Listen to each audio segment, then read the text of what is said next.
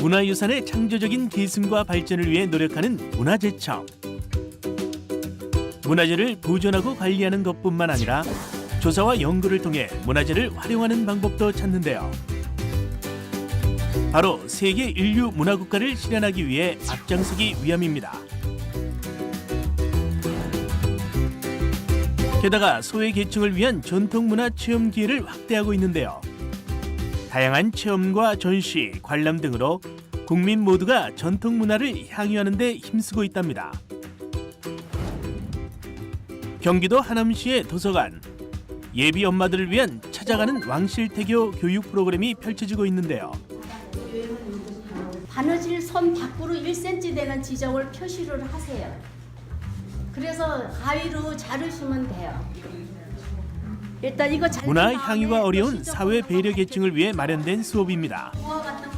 궁궐에 있는 왕비나 후궁들 중에 임신을 했을 적에 태교의 중요성을 음악을 듣거나 뭐 이렇게 자수를 놓거나 이렇게 그림을 감상하거나 이런 취지에서 이렇게 했는데 왕비들도 그 자수를 했다고 그래요.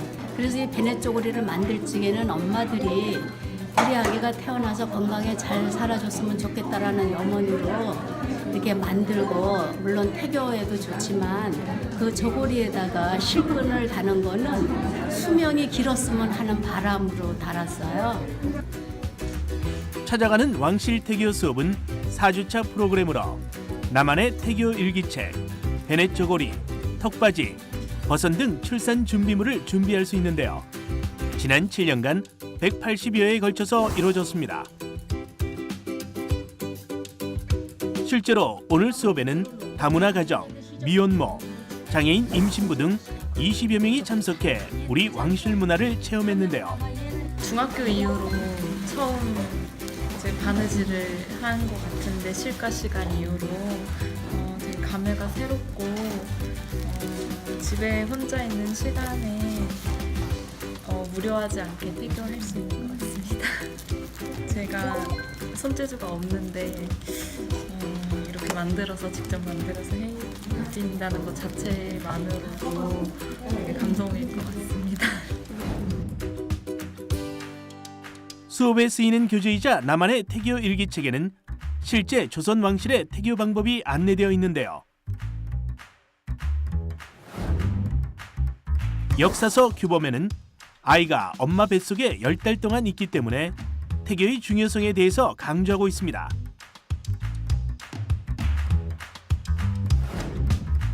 왜냐하면 조선 왕실에서는 총명한 왕이 대를 이어야 한다는 수신 때문에 태교를 중요하게 생각한 것인데요.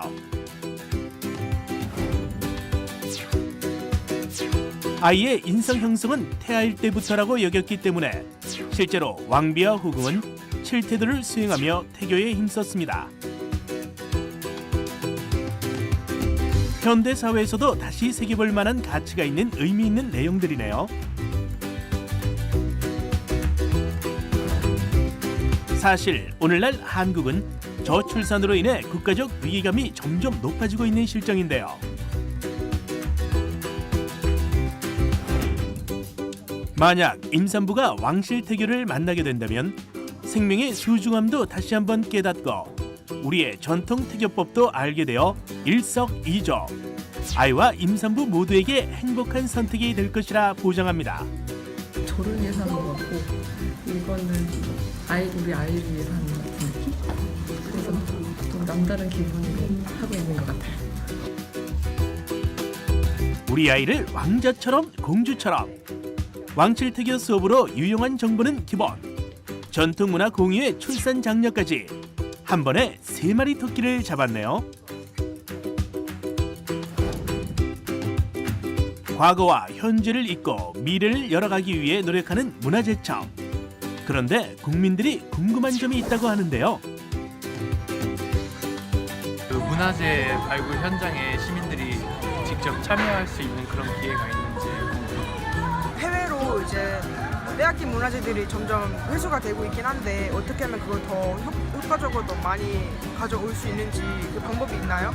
네, 인간 문화재 분들이 다 이제 나이가 드신 분들인데 그분들 관리 해야 되는데